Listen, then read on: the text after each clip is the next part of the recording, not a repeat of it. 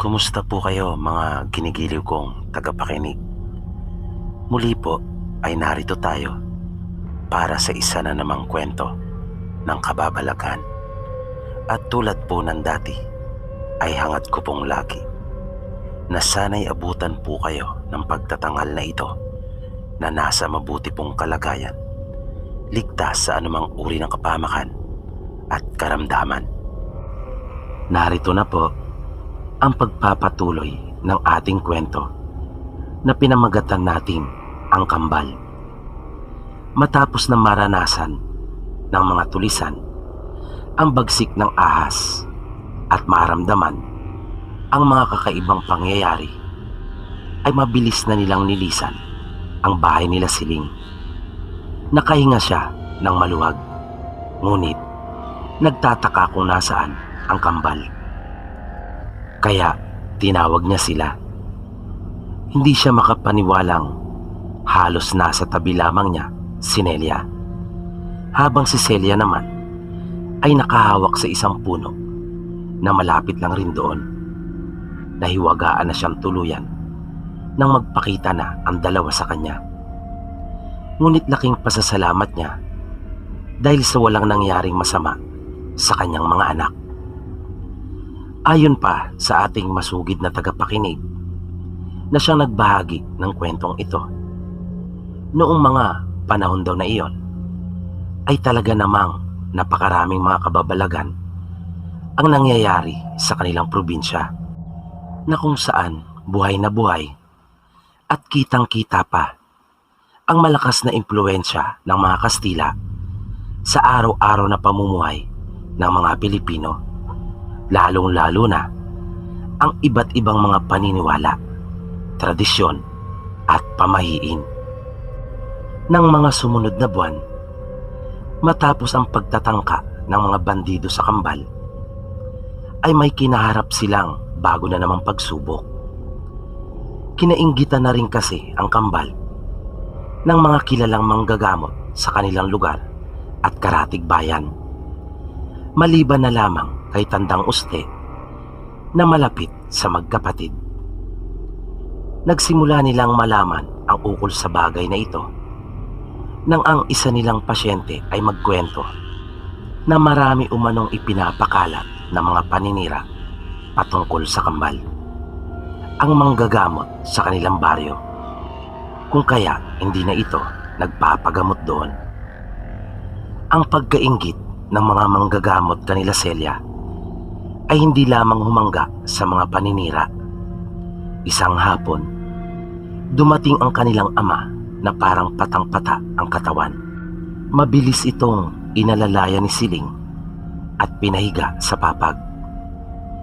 Inusisa ni Siling ang asawa, ngunit wala itong maibigay na dahilan kung bakit siya nagkaganon. Ayon pa kay Nuling, ay basta naramdaman na lang niyang nanlambot ang kanyang mga tuhod at tila nawalan siya ng lakas. Mabilis ang pagbabagong napansin nila kay Nuling. Namumutla na ang labi nito at hawak ang dibdib dahil sa nahihirapan daw siyang huminga. Lumapit ang kambal sa kanilang ama. Hawak ni Celia ang bote ng langis. Nang hawakan niya si Nuling sa braso ay para siyang napaso, na mabilis niyang iniatras ang kanyang kamay. Naglagay si Celia ng langis sa kanyang palad at inihaplos iyon sa kanyang ama. Unti-unti ay nanumbalik ang lakas niya, ngunit hindi pa rin maayos ang kanyang paghinga. Nahihirapan pa rin ito, kung kaya pinataob niya ang ama at itinaas ang suot nitong damit. Sinimulan niyang ilapat ang kanyang palad sa baga ni Nuling. Maya-maya ay nagulat si Siling nang kanyang makitang kinukurot na ni Celia ang balat ng kanyang ama. At di nagtagal ay nagkaroon iyon ng maliit na hiwa. At mula doon sa maliit na hiwang iyon ay nakita niyang may hinihila si Celia.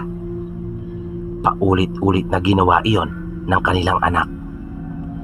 At nang mas mailapit pa niya ang kanyang sarili, ay nakita niya kung ano ang bagay na iyon. Mga buhok. Mga buhok iyon ng tao na hindi magkakapareho ang haba. At marami iyon. Hindi maipaliwanag ni Siling ang kanyang naramdaman nung mga oras na iyon. At hindi niya maintindihan kung bakit kailangang gawin iyon ng sino man tao sa kanyang asawa. Dahil sa wala siyang natatandaan na may nakaalit ito o inargabyadong tao. Nang matapos si Celia sa kanyang ginagawa, ay gumaan na ang pakiramdam ng kanyang ama. Ang inggit ng mga manggagamot sa kambal ay tuluyan nang nauwi sa galit, na gusto nilang saktan ang magkapatid sa pamamagitan ng kanilang mga mahal sa buhay. Ang sunod na pinuntirya ng mga ito ay ang kanilang ina, at pambabarang ang ginawa dito, na bigla na lamang tinubuan ng mga sugat sa katawan isang araw, na nasundan pa iyon ng pagtubo ng napakaraming pigsa sa iba't ibang parte ng katawan nito, na nagpahirap ng gusto sa kanilang ina. Hindi malaman nito kung paano siya matutulog, o kahit ang umupo ay napakahirap na gawin, dahil sa halos hindi masagi ang mga tumubo sa katawan dahil sa napakasakit noon. At ang malala ay may mga uod at insekto pang lumalabas mula sa mga sugat at pigsa nito, na nangyayari iyon kadalasan sa pagsapit ng ika-6 at sa hating gabi. Dahil sa nangyaring iyon ay talaga namang awang-awa si Celia at kambal niyang ahas. Yun ang simula na nagkaroon na sila ng kanyang kambal ng galit para sa mga taong gumagawa noon sa kanila. Gamit ang langis at iba't ibang uri ng dahon, ay sinikap talaga nilang mapagaling ang kanilang ina. At dahil sa sama ng loob na kanilang naramdaman, ay kanilang ibinalik ang karamdaman na iyon sa taong gumawa noon sa kanilang ina. Na makalipas lamang ang 3 araw, ay may nabalitaan silang isang manggagamot na namatay. Walang kahit anumang pagsisisi na naramdaman ang kambal, ni ang makonsensya sa kalagim-lagim na sinapit ng manggagamot. Sa paglipas ng mga araw, ay lalong dumarami ang mga taong nagtitiwala at nagpapagamot kay Celia. Bukod kasi sa wala itong hinihintay na anumang kapalit, ay ramdam ng mga tao na talagang pagtulong lang ang hangad nito, na ni minsan ay hindi ito naningil o nagpabayad sa ginagawa niyang panggagamot. Isang araw, habang nagsasagawa si Celia ng kanyang panggagamot, ay may mag-asawa kasama ang ilang kaanak na humingi ng tulong sa kanila, at nakiusap sa mga taong naroon na kung maaari ay unahin na sila, dahil sa ang anak nito ay biglaan lamang umanong namatay. Ipinasok nila ang bata at inilagay sa harapan ni Celia, na nakabalot ito ng kumot. Mga magdadalawang taon pa lamang iyon. Tumambad kay Celia ang wala ng buhay na bata at nangingitim na, habang ang muka at mga labi naman nito ay putlang-putla. Kapansin-pansin para kay Celia ang banda sa paa nito, na animoy bulok na bahagi ng saging. Dumami ang mga tao na nag-osyoso. Ang mga pasyenteng naroon para magpagamot ay sabik na nanood kung ano ang gagawin ni Celia. Nakita nilang pumikit ito, Maya-maya ay gumapang ang kakambal nito at umakyat sa kanya na dumako sa gawin niyang tenga. At animoy mayroong ibinulong sa kanya. Matapos iyon ay umusal si Celia.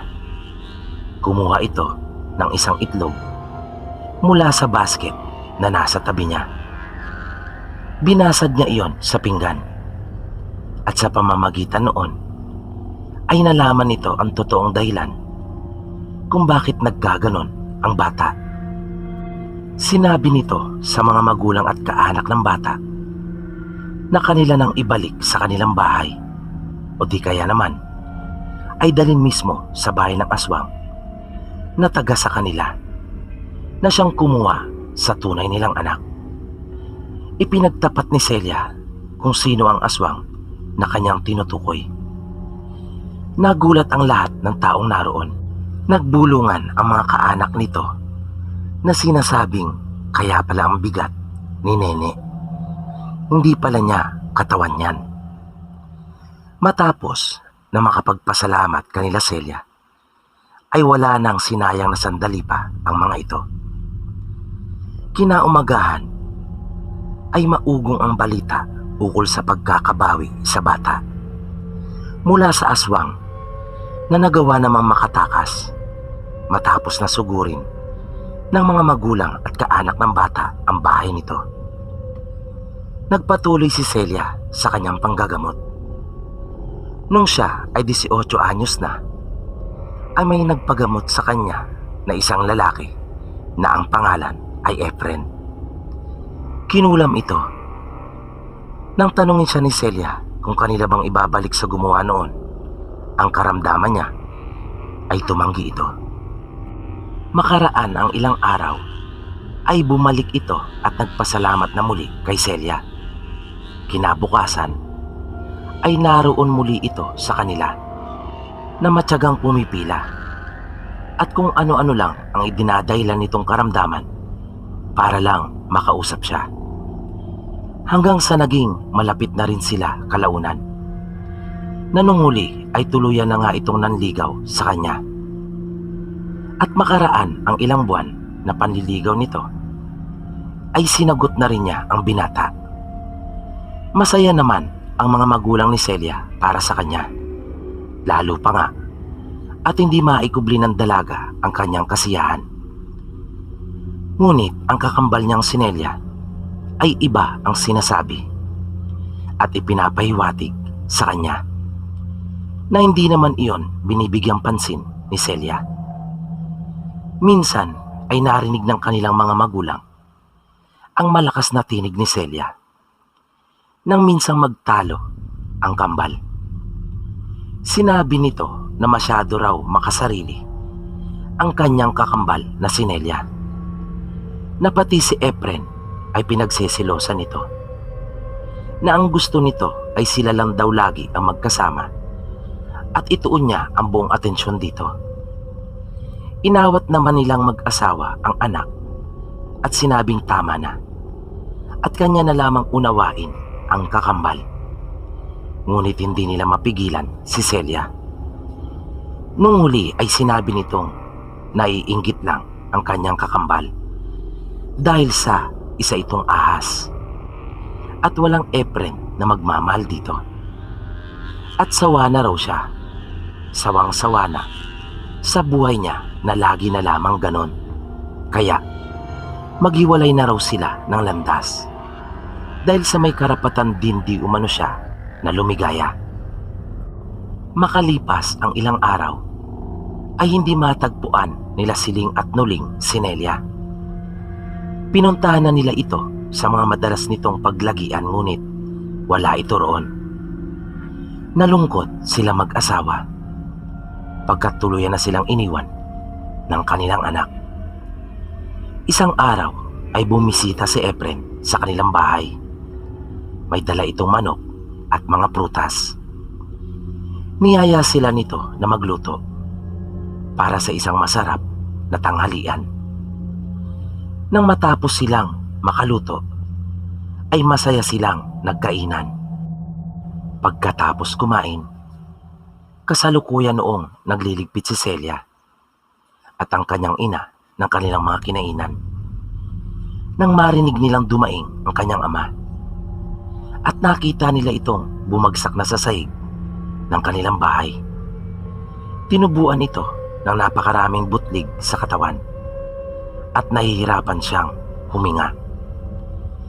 Maya-maya ay naramdaman na rin nila Celia at Siling na nanghihina sila at kinakapos sa paghinga. Tamang-tama naman, napapasok na ng kanilang bahay si Efren matapos na mag-igib. Sa mahinang boses ay humingi siya ng tulong at sinabi niyang tulungan sila. Inilapit ni Efren ang kanyang tenga sa dalaga at tinatanong ito kung ano ang kanyang sinasabi. Kung kaya inulit ni Celia ang paghingi ng tulong dito. Hawak-hawak ang isang tenga ay inilapit pa iyon ni Efren kay Celia at muling tinanong kung ano iyon at bigla itong tumawa ng malakas at sinabing na ipagiganti na rin niya sa wakas ang kanyang ina. Halata ang pagtataka sa mukha ni Celia kaya sinabi ni Efren na siya lang naman ang nag-iisang anak ng manggagamot na bumarang sa kanilang ina na kanila umanong pinatay. At muli itong tumawa ng ubod lakas. Naging malinaw na kay Celia na ginawa lang pala talaga nito ang lahat para makalapit sa kanya nang sa ganon ay makapaghiganti. Kinuha ni Efren ang itak ni Nuling at inilapit iyon sa mukha ni Celia at nagtanong na kung sino raw ang gusto niyang unahin nito. Tanging luha na lang ang naitugon ni Celia. Dahil sa halos hindi na sila makagalaw, ang kanyang mga magulang ay tuluyan na ring nawala ng ulirat. Nakita ni Celia na lumuhod si Efren sa tabi ng kanyang ina at iniangat na ang itak. Tumingin pa itong muli sa kanya at ngumiti ng nakakainsulto. Pagbalik ng atensyon nito sa kanyang ina ay bigla na lamang itong napaigtat at napaupo sa sahig. Nang sunod-sunod itong tuklawin ni Nelia, magkakasunod naman na taga ang iginanti dito ni Efren. Nakita ni Celia na namilipit ang kakambal na ahas matapos tamaan ng taga. Ganun pa man ay patuloy na tinuklaw ni Nelia si Efren at hindi nito tinantanan hanggang sa manghina at bumula na ang bibig nito. Sa natitira namang lakas at buhay ni Nelia ay kanyang sinagi ang bote ng langis mula sa pagkakapatong nito sa itaas ng tukador. Nahulog ito at nabasag. Lumapit ito kay Celia at tila may ibinulong. Sinikap ni Celia na makainom ng langis mula sa natirang nagkalat sa sahig at sa mga bubog. Matapos na makainom ng langis, saglit lang ay naigalaw na niya ang mga daliri sa paa hanggang sa naikilos na niya ang buo niyang katawan. Mabilis din niyang inagapan ang mga magulang. Pinainom rin niya ang mga ito ng langis at nakita niyang nawala ng epekto ng lason sa kanila dahil nawala na ang mga pantal at butlig sa kanilang mga katawan. Ngunit di pa rin nagbabalik ang kanilang mga malay. Sunod naman niyang inasikaso ang kakambal. Ngunit kahit ano pang gawin niya dito, ay hindi na niya mapanumbalik ang buhay nito. Hindi na ito gumagalaw. Tuluyan na silang iniwan ng kakambal niyang ahas na si Nelia. Napahagulgol si Celia. Halos di niya matanggap ang pagkawala ng nag-iisa niyang kapatid. Matinding lungkot din ang bumalot kanila Siling at Nuling nang sila ay magkamalay at malaman ang sinapit ng isa nilang anak. Matapos iyon ay naisipan nilang lumipat. Nagpakalayo-layo sila dahil sa panganib na hatid ng iba pang mga manggagamot na may masama pa ring balak sa kanila. Nagsimula sila ng panibago at sinikap na mamuhay ng normal simula noon. Hanggang dito na lang po, Sir PB, ang kwento kong ito. Sana po ay inyong magustuhan, maging ng inyo pong mga tagapakinig. Maraming salamat po. At dito po nagtatapos ang kwentong itinampok natin sa pagkakataong ito.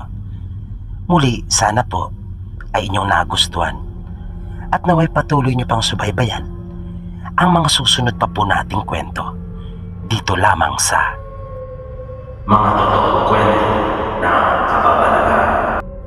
At bago po tayo tuluyang magwakas, ay bibigyan daan po muli natin ang ilang mga pagbati sa mga masusugid po nating taga-subaybay.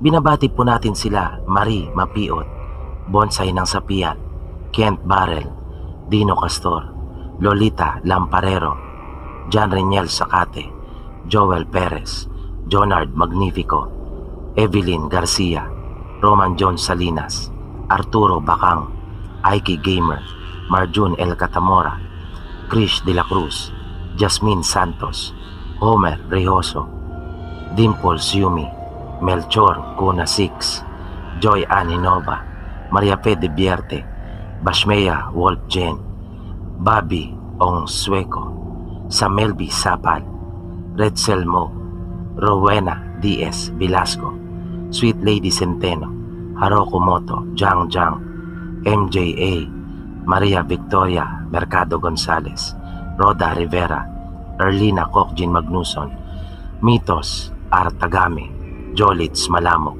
Emaric Eno, Ann Gandara, Janelle Correa, Ailema Villar, Colona Carding, Luna Ray Perez, Lisa Marie Recentes, Carmi Samson Cayabyab, Presbyteros Rose, Ern Dalmacio, Teodorico Talaver, Fernando Tao, Milagrosa Luke, Linda Lin, Nolan Shapno, Alan Sabado, Ronda Jaquis, Mary Acelar, Mary Grace Denila, Arvin Agaton, Lily David, Mitch Mitch, Isao Masuda, Mernel Bandojo, Don Diaz, Aisa Sidantes, Teresita Cerone, Lily Santiago, Jennifer Eriman, Nish TV, Mike Kalipayan, Gresilda Ibasitas, Reynante Handig, Mark Bong Aris, Malik Mata, Luxwan Horror TV, Lloyd Rapas, Aisha Bisario, Cleo Feguiel, H&K Stories. Nagpapasalamat din po tayo sa lahat po ng mga kababayan nating OFW at Marino sa buong mundo na patuloy na sumusubaybay at nakikinig sa ating mga kwento. Gayon din sa lahat po ng ating mga silent listeners. Mabuhay po kayong lahat. Maraming salamat po at hanggang sa muli.